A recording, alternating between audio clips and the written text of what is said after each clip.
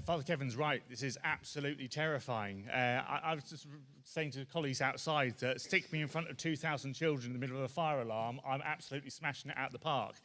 Put me in front of you guys here, all of you looking at me right at this moment in time. Crikey, it's absolutely terrifying. Sophie and I have no idea how you do it on a regular basis, but that's it. So look, I'm going to try and keep to what I told Al I would do. It's about 5 minutes, 40 seconds between me and Doug, all right? But having just done that introduction, I've already failed, unfortunately. So let me just reiterate that. Wow, what a wonderful sight. I'm stood up here today bursting with pride, let me tell you that, really am. 500 teachers gathered here today with one purpose in mind, to make us all even better teachers through world-class CPD. To start with, I'd like to celebrate our family of schools, and you can see them up there. I can't name them all now, it's too many now, right? So I'm not going to go through and rattle through and name them all.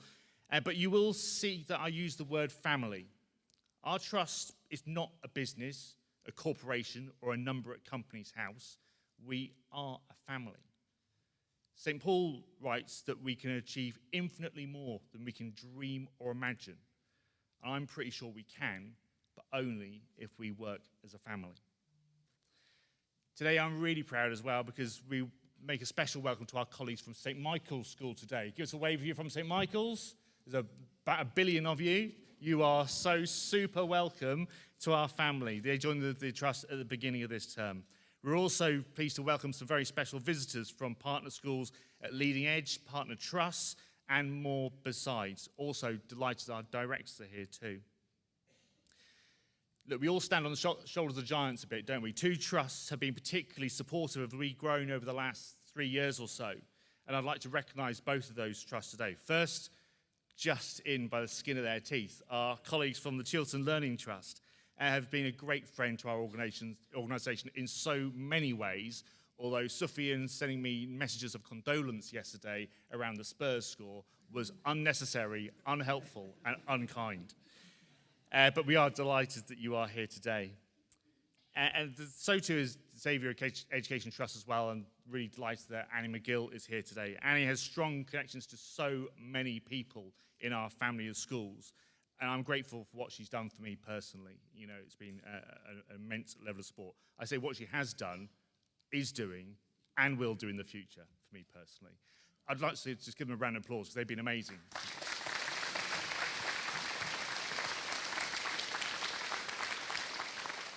Annie and Kieran and Lorraine, you have a small little gift here that Michelle is going to give out to you. Great, thank you. So look, this is Salisbury Cathedral. It's the tallest cathedral in Britain. Salisbury's where I went to school as a kid. And as a child, I used to sit on the lawn that you can see there in front of you, occasionally when I was supposed to be in school, truth be known, looking up at the spire with a great sense of awe and wonder, really. How could you not? It's a ridiculous building. And I sat there mainly in awe because my next door neighbour, Jimmy Lever, used to change the light bulb at the top of Salisbury Cathedral without ropes. So he said to me, "No, Joe, I don't use ropes. I'll trip over if I use ropes." Okay, Jimmy, what you do you. But as the years have passed, the reason for my admiration has changed a lot. So built in 1220, it was constructed in the meadows next to the River Avon. It was a ridiculous place to build a cathedral, prone to flooding, shallow foundations. You just would not choose that as the location. Its construction tested the very limits of what was possible, but they believed. With great faith and sure belief that what they were doing was for the glory of God, master craftsmen and women, skilled stonemasons and brilliant architects made the impossible possible. There are parallels, clearly, with what you're doing today and what you do in your schools every day. And while you may teach the king of the subjects, geography, or one of the lesser subjects, your work does have a higher purpose. I'm always the butt of the jokes, right, about colouring in and all that sort of nonsense. I'm not having it. I'm not having it today. So, look. But the sum of your work does much more than produce academically gifted individuals. It's much bigger than that. Your work and mine is part of a bigger construction. Between you and me, we unlock the potential of 8,000 children. You and me, we're the cathedral you see in that image. We are home to those 8,000 children and provide a place where they are drawn closer to God. Never, ever think your part in what we do is small. You are masters of what we do together, and together we will build high, build big, and do it all for the glory of God. Since the formation of our trust, we've seen a transformation in outcomes for students. Here's the primary outcomes up here. In 2016, before the trust had really come together, the schools in our trust had outcomes that collectively were significantly below the national average. I'm going to say something quite harsh here. That wasn't good enough. Today, results across our primary school at Key Stage 2 are significantly above national average.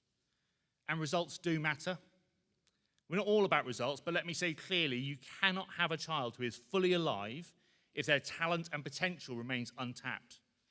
As an A-level teacher, I remember all too well the look of bitter disappointment on the face of a student who didn't get her slot at university because of her A-level geography grade. I was her teacher. She was brilliant. She worked hard. I got it wrong. And that's a really hard place to be.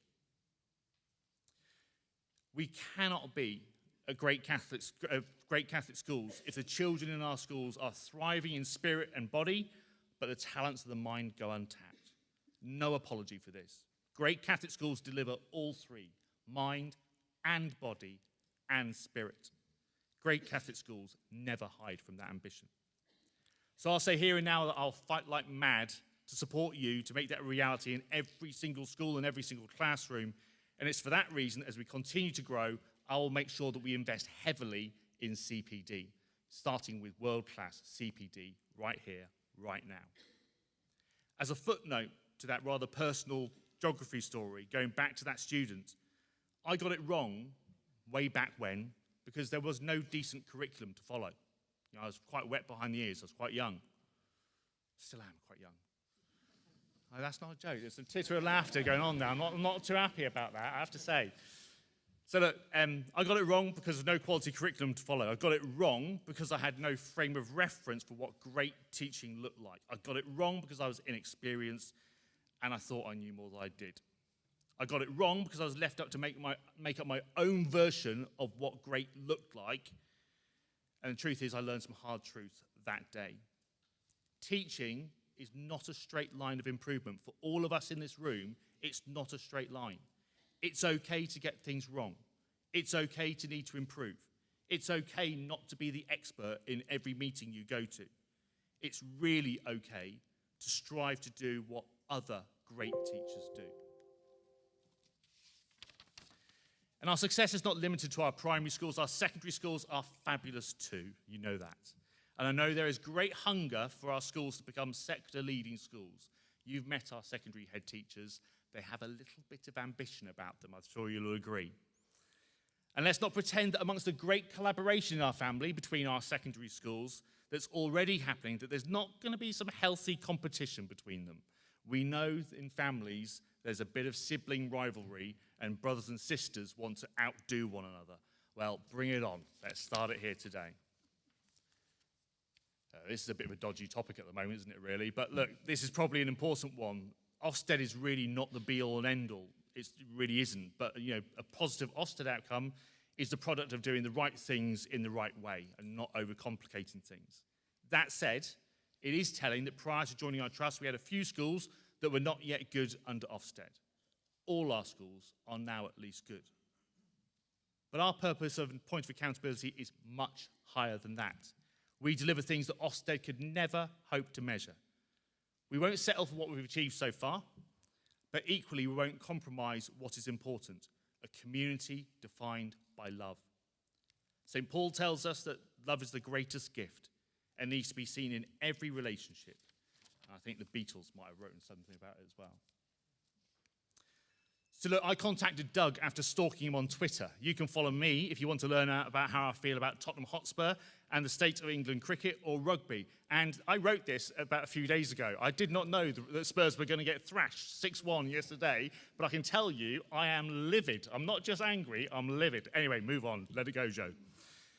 But there are three things I want to get at your time to, for you to get out your time with Doug today, and they're shown up there. So while I rabbit on, have a look at those. But there is a fourth thing. Speak to colleagues from other schools. I've seen loads of examples now of staff in this room being supported by colleagues in other schools because of our family. And that will grow exponentially if you reach out today. And this is really important. The biggest danger in education is having no frame of reference for what you do. Go out, see great things, rip it off mercilessly, and bring it back to your own school. Now, I did check with Doug I could say this next bit. In a way, that's what Doug has done through his research for Teach Like a Champion.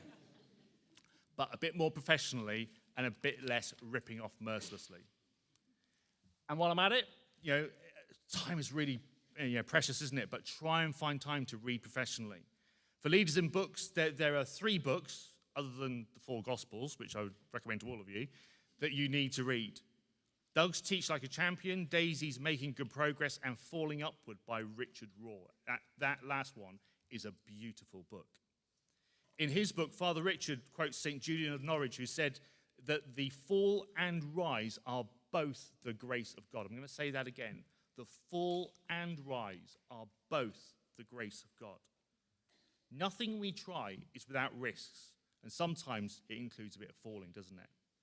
That cathedral that was built was not without risks. The biggest risk is not doing anything at all. We've just got to go. Richard's book is all about deep quality relationships with God and achieving that through relationships with others. Doug's work resonates so clearly for me because alongside all the descriptions of techniques that enhance teaching, there are descriptions of relationships that are essential for human flourishing. That's really important. You don't get one without the other. So we're nearly there. Back to Salisbury Cathedral. That is what you are building. It's what we're building. We're part of a story that's 2,000 years old, a story in which Jesus tells us, I've come that they may have life and live it to the full. The same words that inspired our Trust mission statement. The glory of God is a human being fully alive, mind and body and spirit. That's what we're about, making you, me, and the children we have the privilege to serve, that they are loved and that they can live life to the full. It's my great privilege to introduce Doug Lemov. Have a great day.